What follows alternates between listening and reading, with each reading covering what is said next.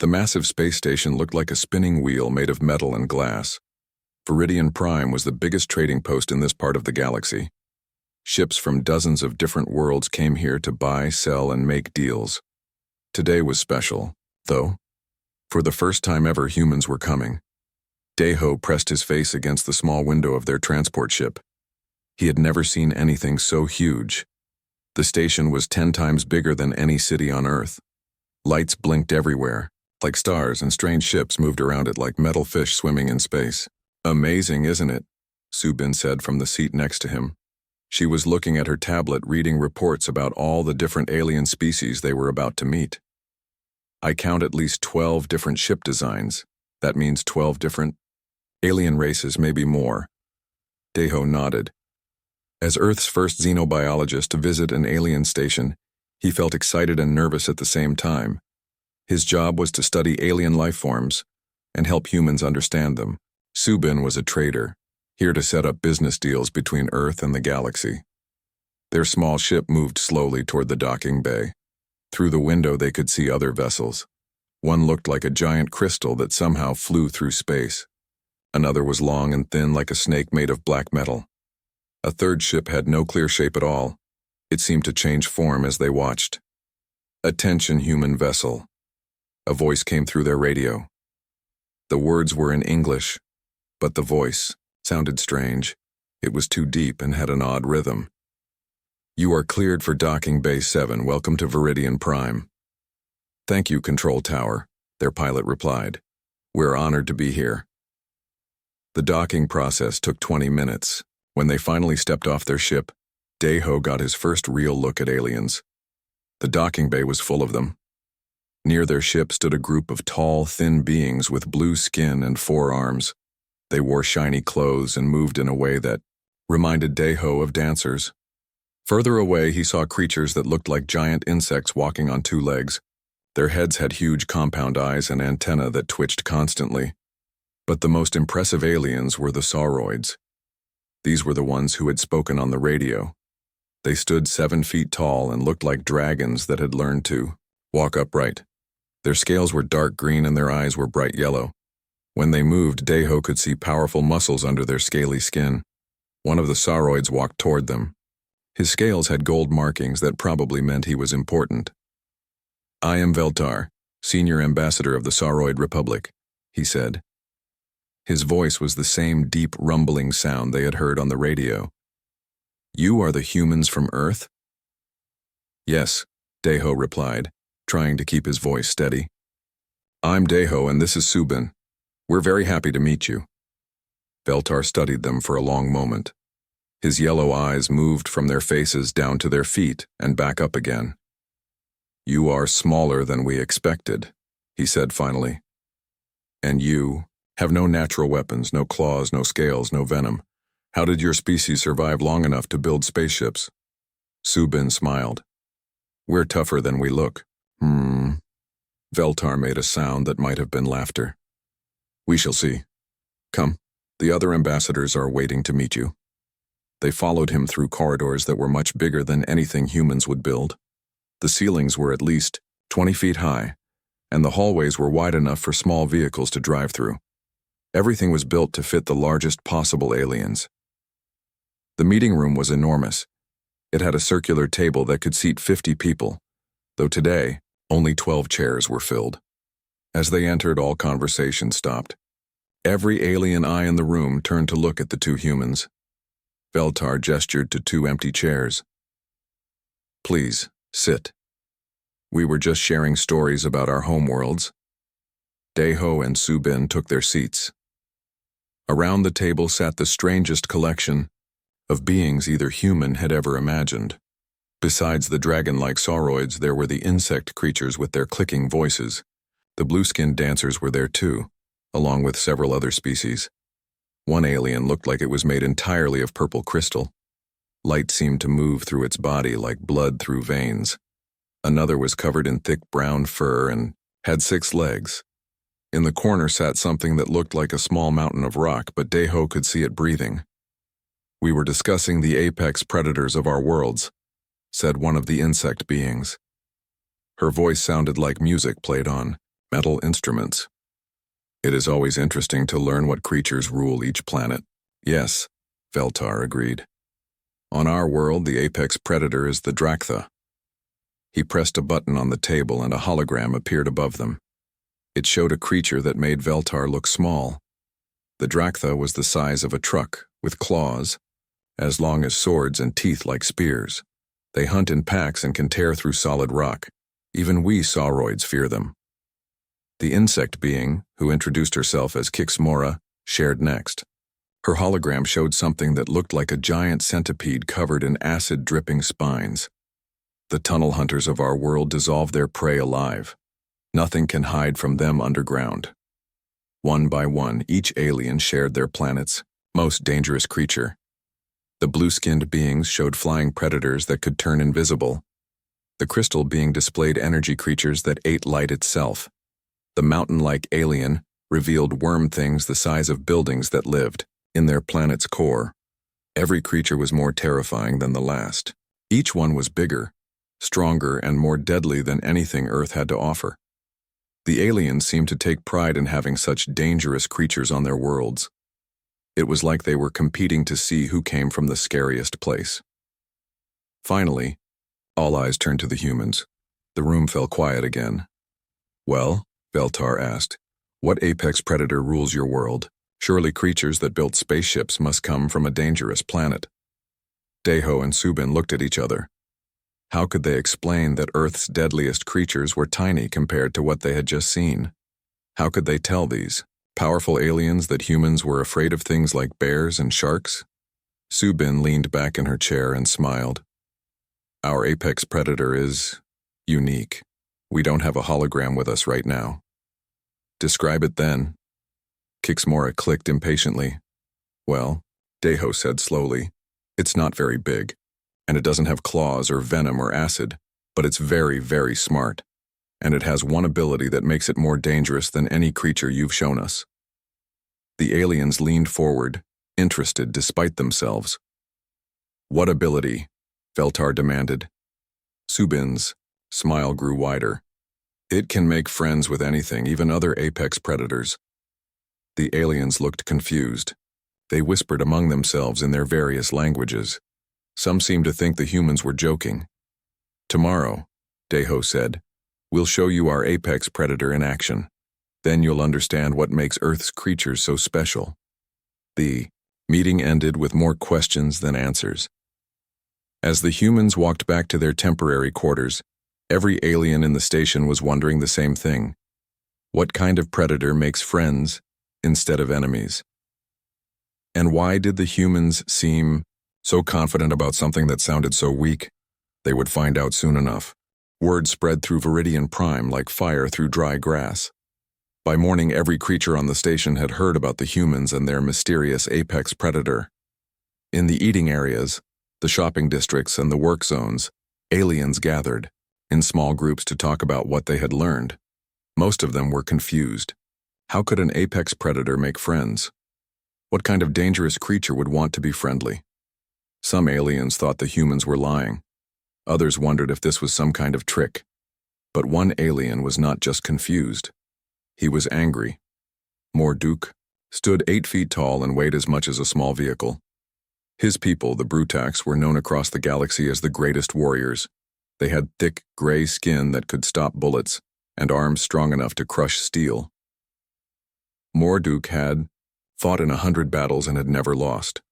He slammed his massive fist on the table in the warrior's bar, making every glass jump. Friends, he roared. Apex predators do not make friends. They kill, they dominate, they rule through strength. The other warriors in the bar nodded. These were beings from a dozen different worlds, but they all understood one thing. Power came from being feared, not loved. The humans mock us, Morduk continued. They sit at our table and tell us jokes about friendly monsters. This is not acceptable. A Sauroid warrior named Kolvex looked up from his drink. What do you suggest? They are guests here.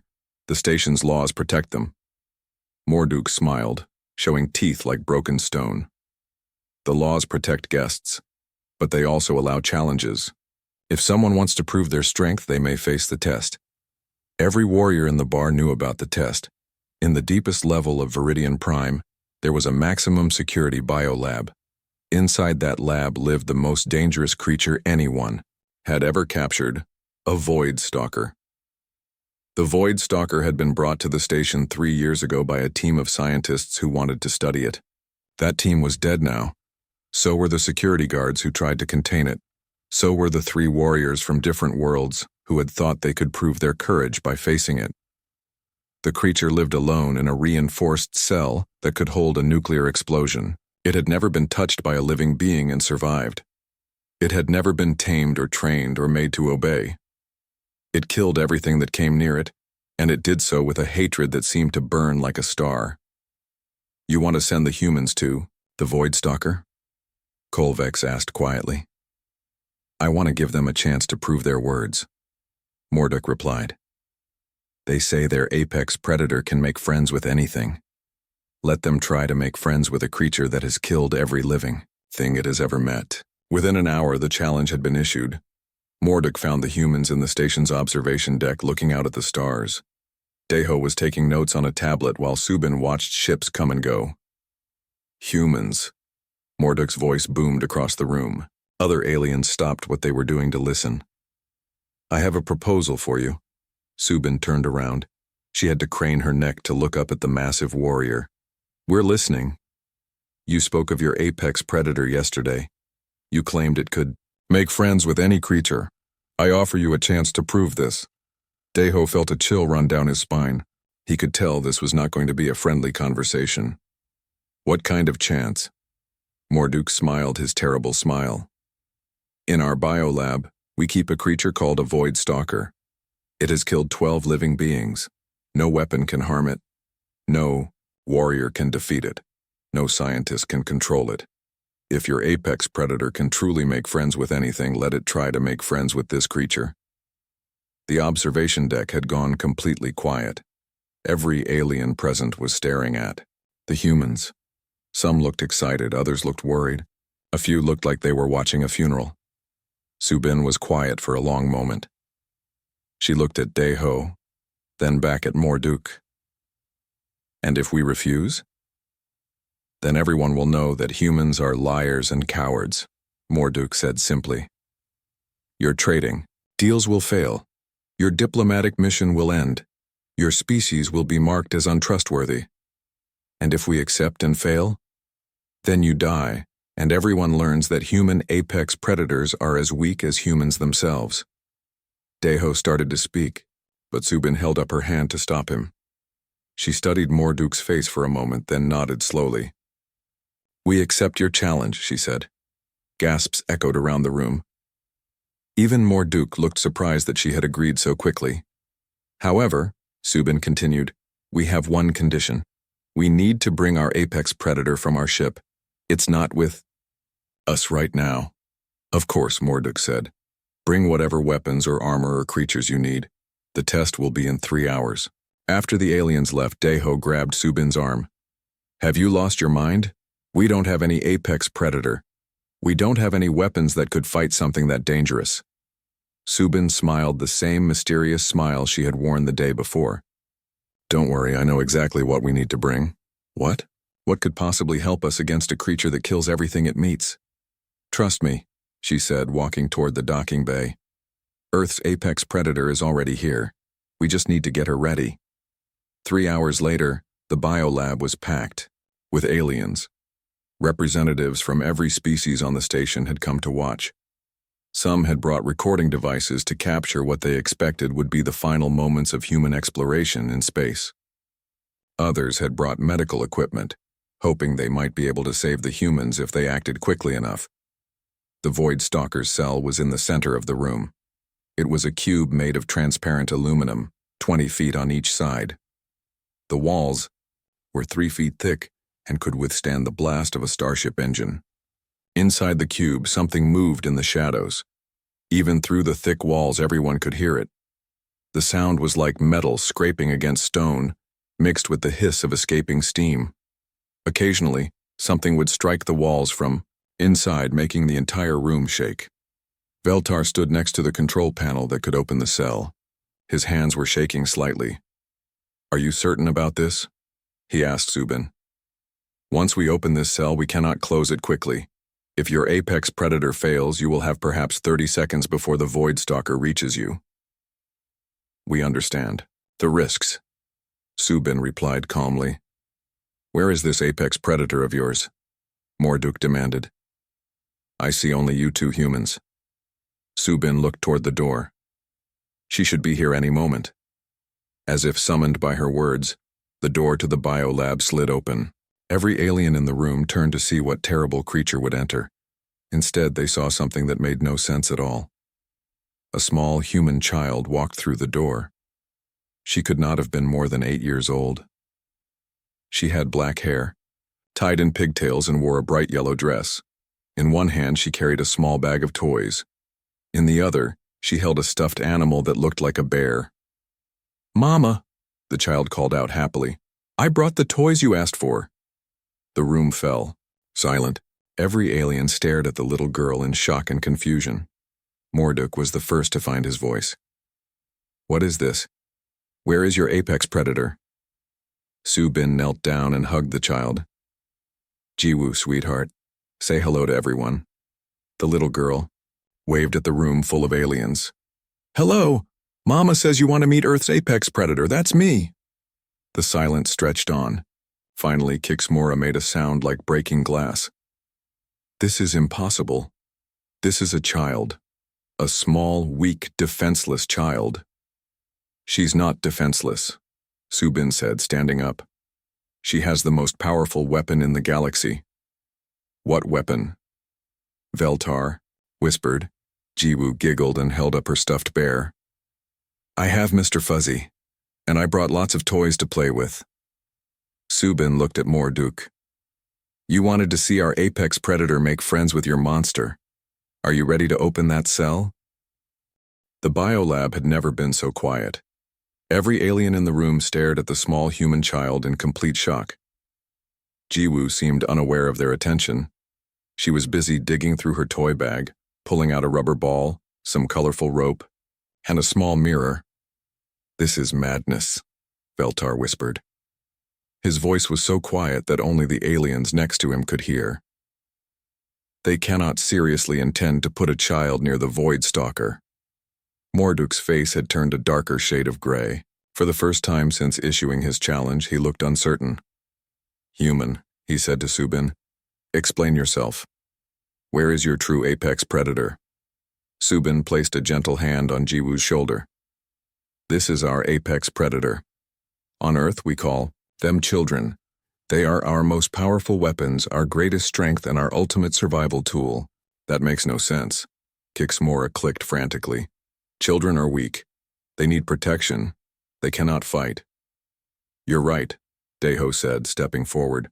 Children can't fight. They can't hunt. They can't defend themselves with claws or teeth or venom. But they have something much more powerful than any of those things. What? Demanded a voice from the crowd. Jiwoo looked up from her toys and smiled brightly at all the aliens. I like making friends, she announced. Mama says there's a lonely animal here that needs someone to play with. Several aliens made sounds of distress. The crystalline being, Tolvin, spoke with a voice like wind chimes. You cannot do this. The Void Stalker will kill her in seconds. It has never shown mercy to any living creature. Dr. Youngsu, Zubin called toward the back of the room. Please explain to our new friends what they're about to see. An elderly human man stepped forward. He had gray hair and kind eyes behind small glasses. In his hands, he carried a tablet filled with data and notes. My name is Dr. Youngsu. I've spent 40 years studying animal behavior on Earth. He pressed a few buttons on his tablet and a new hologram appeared above the crowd. This one showed Earth, blue oceans, green forests, white clouds. Every planet has apex predators, Dr. Youngsu continued. Most species think apex predators are the creatures with the biggest teeth or the sharpest claws. But that's not true. The real apex predator is the creature that controls all the others. The hologram changed to show various Earth animals. Lions, sharks, bears, eagles, all the creatures that other species might consider apex predators. On Earth, humans control every single one of these creatures. We decide where they live, what they eat, how many babies they have, even which ones live and which ones die. We have turned the most dangerous animals into our helpers and companions. The hologram showed new images: dogs playing with children, horses carrying riders, cats sleeping in human homes. But how? Veltar asked. How does a weak species like humans control stronger creatures? Jiwoo raised her hand like she was in school. Ooh, I know. We're really nice to them, and we give them food and toys and belly rubs, Dr. Yongsu smiled at the little girl. That's exactly right, Jiwoo. Humans don't rule through fear or strength. We rule through connection. We make other creatures want to be near us, want to help us, want to protect us. Impossible, Morduk growled. Fear is the only true motivator. Pain is the only teacher that works. Is it? Subin asked. She knelt down next to Jiwoo again. Sweetheart, are you ready to meet the lonely animal? Jiwoo nodded enthusiastically. Yes, I brought lots of fun things to play with. She held up her toys one by one. A bouncy ball, some tuggy rope, and this shiny mirror for peekaboo. The room erupted in voices as dozens of aliens spoke at once. Some were shouting protests, others were asking questions, and a few were simply making sounds of panic and disbelief. Silence, Morduk roared. His voice was so loud that dust fell from the ceiling. When the room was quiet again, he looked at Subin with something like respect in his eyes.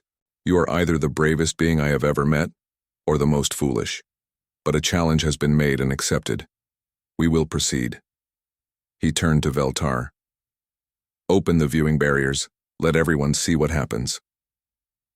Veltar's claws shook as he operated the controls. The thick metal shutters around the Voidstalker's cell retracted, giving everyone in the room a clear view inside.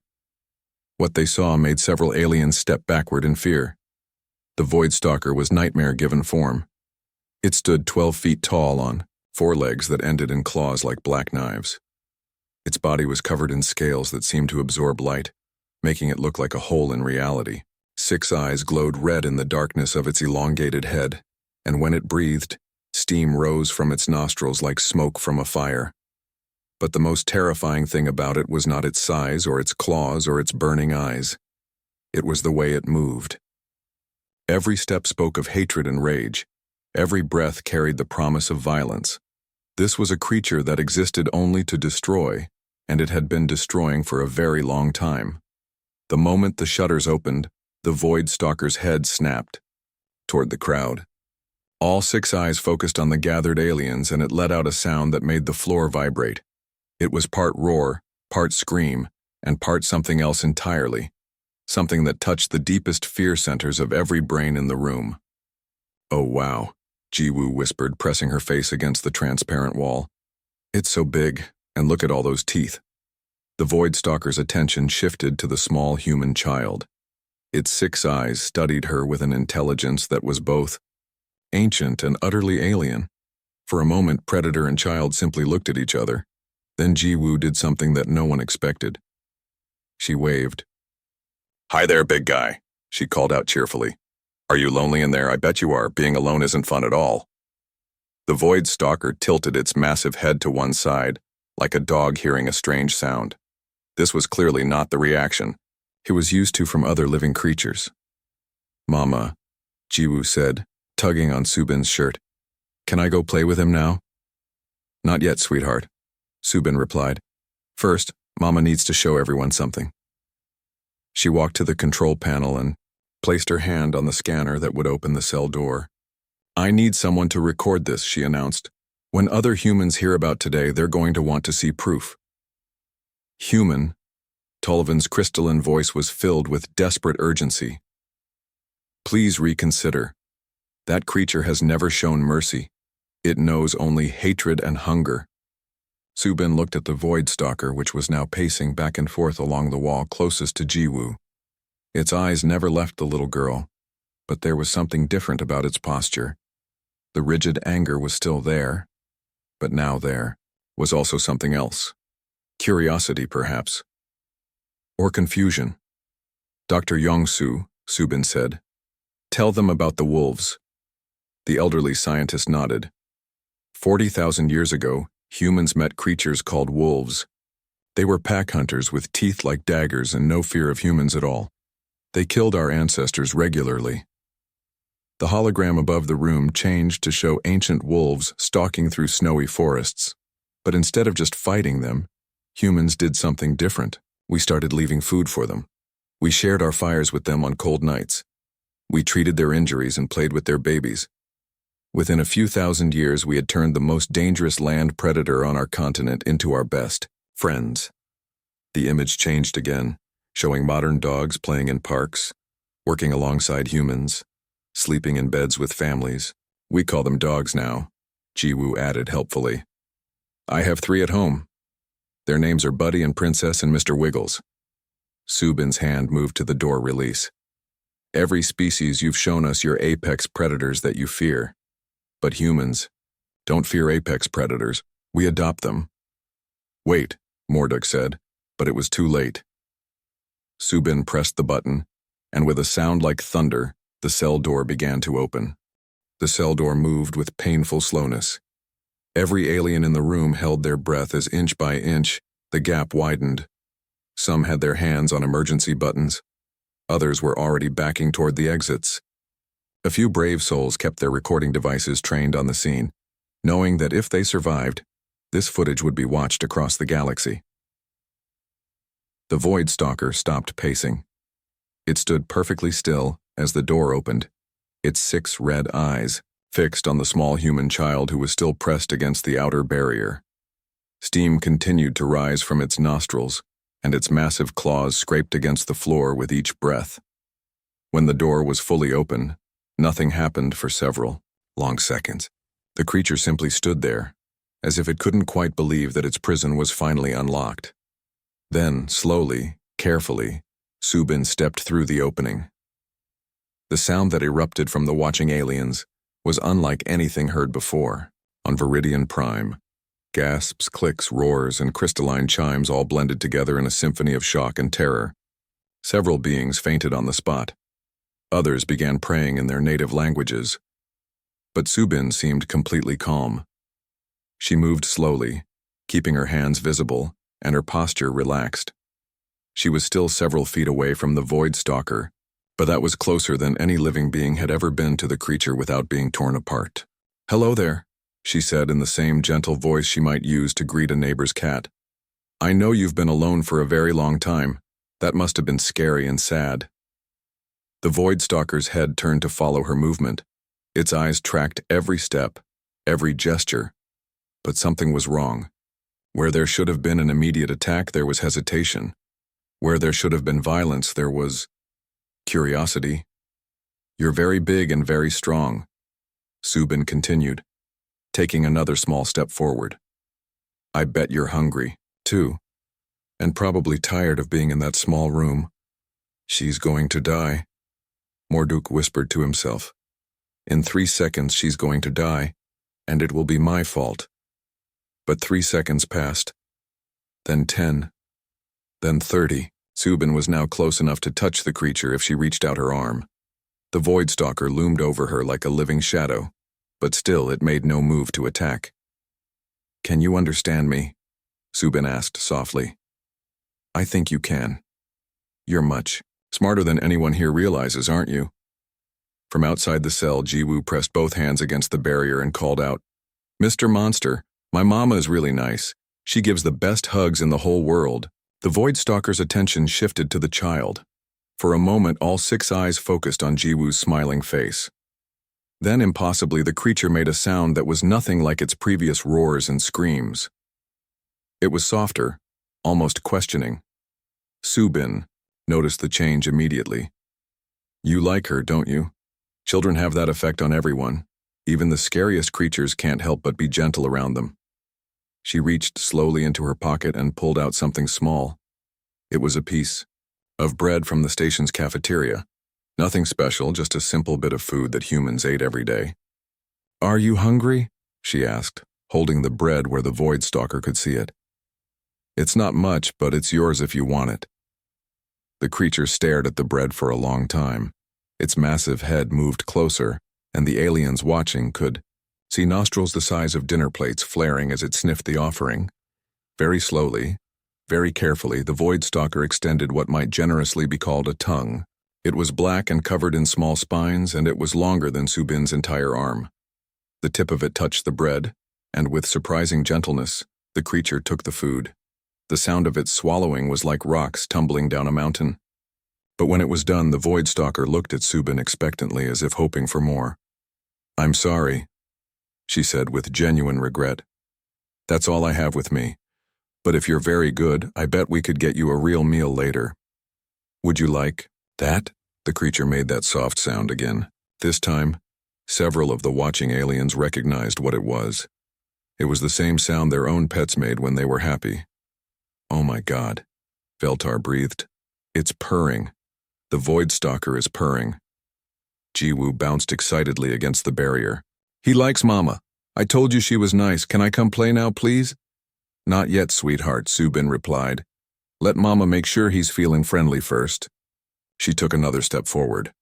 Now she was close enough to touch the creature, and the gathered aliens waited for the inevitable moment when it would finally strike.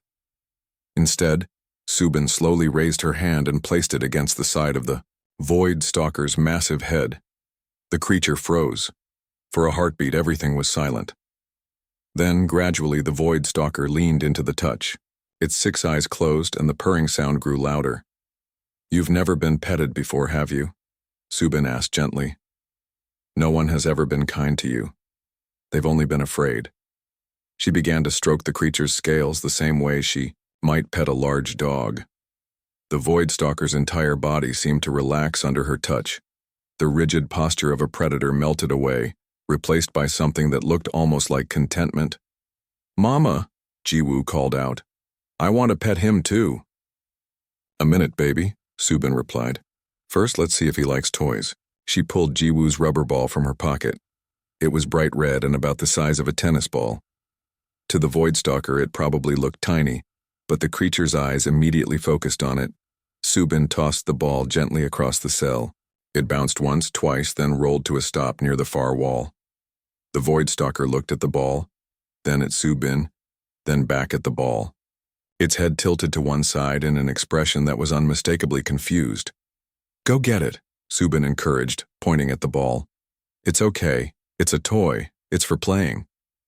After a moment's hesitation, the massive creature walked over to where the ball had stopped. It sniffed at the small red object, then very carefully picked it up in its teeth. "Bring it back," Subin called. "Come on, bring it here." The Void Stalker looked at her, looked at the ball, then began walking back across the cell. When it reached Subin, it dropped the ball at her feet and sat back on its haunches, looking at her expectantly. Subin picked up the ball and threw it again. This time, the Void Stalker didn't hesitate. It bounded after the ball like an enormous, terrifying puppy, snatched it up and brought it back even faster than before. The third time Subin threw the ball, the Void Stalker actually seemed to be enjoying itself. Its tail, a long spined appendage that could probably crush a small vehicle, was wagging. "It's playing," Dr. Yongsu said in amazement. "A creature that has killed 12 beings is playing fetch like a dog."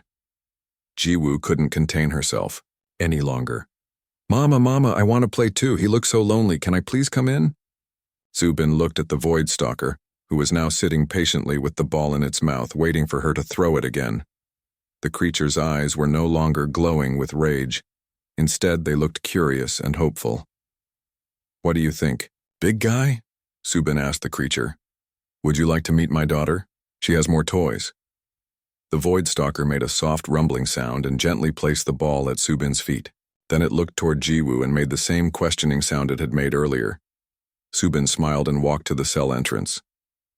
"Okay, sweetheart," she called to Jiwoo. "You can come in, but remember the rules about meeting new animals. Move slowly, speak softly, and let them smell me first." Jiwoo recited dutifully.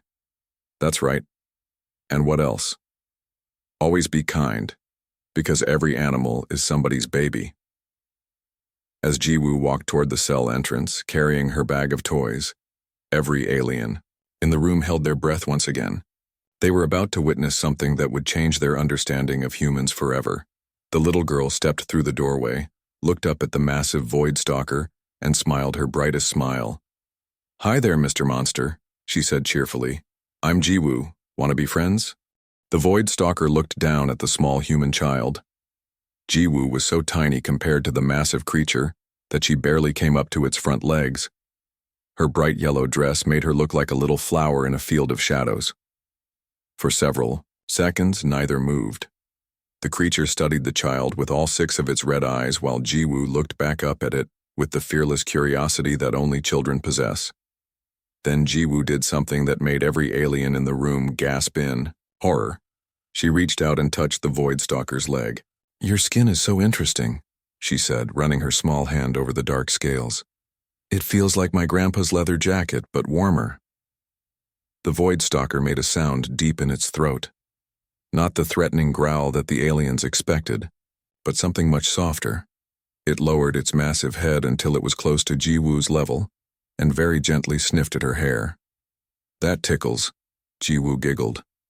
"Do you want to see my toys?" She opened her bag and began pulling out items one by one. First came a length of colorful rope. "This is for tug of war," she explained. "You hold one end and I hold the other and we pull. It's really fun." The void stalker looked at the rope with interest. When Jiwoo offered one end to it, the creature very carefully took it between its teeth. Jiwoo grabbed the other end and began to pull. "Pull back," she encouraged. "Come on, you can do it." The void stalker gave the gentlest pull imaginable. Even so, Jiwoo was immediately lifted off her feet. But instead of being scared, she burst into delighted laughter. "You're really strong," she said as her feet touched the ground again. "But you're being very careful with me. Thank you for being gentle." From outside the cell, every alien watched in stunned silence.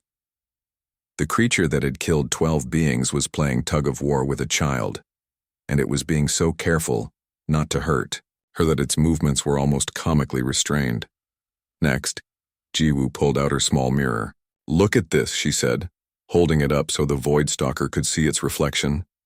"That's you. You're in the mirror." The creature's eyes widened as it saw itself. It moved its head from side to side, watching its reflection follow the movements. Then it made a sound that could only be described as wonder. "Pretty cool, right?" Jiwoo said. "I like looking in mirrors too. Sometimes I make funny faces." She demonstrated by sticking out her tongue and crossing her eyes. The reflection showed her silly expression, and Jiwoo giggled at herself. The void stalker watched this performance with what appeared to be fascination. Then, tentatively, it opened its mouth and let its long, spined tongue hang out, mimicking the child's expression. "You did it!" Jiwoo clapped her hands in delight. "You made a funny face. That's so good." But the best was yet to come. The final item in Jiwoo's bag was her stuffed bear, Mr. Fuzzy. It was old and worn, clearly a beloved toy that had been hugged and carried for years. "This is my best friend, Mr. Fuzzy," Jiwoo said, holding up the small brown bear. "He keeps me safe when I'm scared, and he's really good at hugging." She demonstrated by giving the stuffed animal a squeeze. "Would you like to hold him? He likes meeting new friends." The void stalker looked at the tiny stuffed bear, then at Jiwoo, then back at the bear. Very slowly, very carefully, it extended one massive claw. Jiwoo placed Mr. Fuzzy against the creature's claw. The void stalker held the stuffed bear like it was made of spun glass, supporting it with a gentleness that seemed impossible for something so large and dangerous. "He likes you," Jiwoo announced. "I can tell because his ears are perked up. That means he's happy." The void stalker brought the stuffed bear closer to its face and sniffed at it delicately. Then, in a gesture that brought tears to several alien eyes, the creature very gently nuzzled the toy with its massive head. "You can keep him for a while if you want," Jiwoo offered. "Sometimes when I'm lonely, hugging Mr. Fuzzy makes me feel better." From the observation area, Dr. Yongsu wiped his eyes and turned to address the gathered aliens. His voice was thick with emotion as he spoke. "What you are witnessing is the true power of humanity's apex predator," he said. Not our ability to destroy, but our ability to connect. Not our capacity for violence, but our instinct for compassion. Veltar's voice was barely a whisper. I do not understand. How is this possible? Every species evolves differently, Dr. Young-Soo explained. Most apex predators survive by becoming the strongest, the fastest, or the most dangerous. But humans evolved a different strategy. We survived by making everything else want to protect us. He gestured toward Jiwoo, who was now sitting cross-legged, on the floor while the Void Stalker lay down beside her, still carefully holding Mr. Fuzzy. Human children are born completely helpless. They cannot run from predators or fight them off. So evolution gave us something better than claws or fangs. It gave us the ability to make even the most dangerous creatures want to take care of us. Kixmora's compound eyes were fixed on the scene in the cell. The child is not afraid. How can she not be afraid? Because fear is learned, Subin answered, stroking the Void Stalker's head as it purred contentedly. Jiwoo has never been taught that big creatures are automatically dangerous. She's been taught that every living thing is just looking for friendship and kindness. Inside the cell, Jiwoo was now leaning against the Void Stalker's side like it was a large, warm pillow. The creature had wrapped its long tail around her protectively, creating a safe space where she could rest. Are you feeling better now? She asked the creature. You seemed really sad when we first met, but I bet you were just lonely. The Void Stalker made a soft rumbling sound and very gently pressed its nose against Jiwoo's head. The gesture was unmistakably affectionate. I think you need a better name than Void Stalker, Jiwoo mused. That's a scary name, and you're not scary at all. You're just big and strong and lonely. How about Shadow? Do you like that name? As if understanding her words, the creature made a happy sound and nuzzled her again. Shadow it is then, Jiwoo declared. Shadow, meet all. My new friends. She pointed toward the observation area, where dozens of aliens still stood in shocked silence. Those are sauroids and insectoids and lots of other people. They were scared of you before, but now they know you're nice. Morduk stepped forward, his gray skin pale with amazement. Human child, he called out, his voice much gentler than it had been before. How did you know the creature would not harm you? Jiwoo looked at him with the patient expression that children use when explaining something obvious to adults. Because everything wants to be loved, even scary things, even things that seem mean are usually just scared or hurt or lonely, she patted Shadow's side affectionately. Shadow wasn't mean. He was just sad because nobody ever played with him or gave him hugs or told him he was good. Tolvan's crystalline voice chimed softly. And this is how humans conquered their world? By befriending their predators? We didn't conquer anything, Daeho said, joining the conversation from outside the cell. We made partners. Every dangerous animal on Earth that could have killed us is now our friend. Wolves became dogs. Wild cats became house cats. Horses carry us. Cattle feed us. Even dangerous creatures like bears and sharks are protected by humans now. But why? Veltar asked. Why would predators choose to help humans instead of hunting them? Subin smiled as she watched her daughter playing peekaboo with a creature that had once been considered the most dangerous in the galaxy. Because we give them something they can't get anywhere else, she said. We give them love. Over the next several hours, word of what had happened in the biolab spread throughout Viridian Prime. Aliens from every corner of the galaxy came to see the impossible sight. A human child playing with a reformed Void Stalker, like they were old friends. By the end of the day, a line of creatures had formed outside the biolab, not to see the humans, but to be near them. A pack of sauroid hunting beasts that had been considered too dangerous to train began following Daeho around the station like loyal dogs.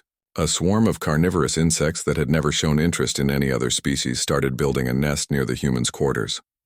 Most surprising of all, several of the alien ambassadors quietly approached the humans with requests for alliance. Not military alliances or trade agreements, but something much simpler and more profound. They wanted to learn how to make friends. Your species has a gift that the rest of the galaxy has forgotten, Veltar admitted to Subin as they watched. Jiwoo teach Shadow how to play fetch in the station's central park. You see potential friends where we see only threats. It's not a gift, Subin replied. It's a choice. Every day, we can choose to see the good in others, or to focus on what makes them dangerous. Humans learned long ago that choosing kindness usually works better than choosing fear. As they spoke, Jiwoo threw a ball across the park. Shadow bounded after it with surprising grace for such a large creature, carefully picked it up in his teeth and brought it back to drop at her feet. A small crowd of alien children had gathered to watch, and several were giggling at Shadow's playful antics. Can we learn this? Asked Kixmora, who had brought several young insectoids to meet the humans. Can our species learn to make friends instead of just allies? Daeho knelt down to where one of the young insectoids was shyly approaching. Shadow. Of course you can, he said. It just takes practice.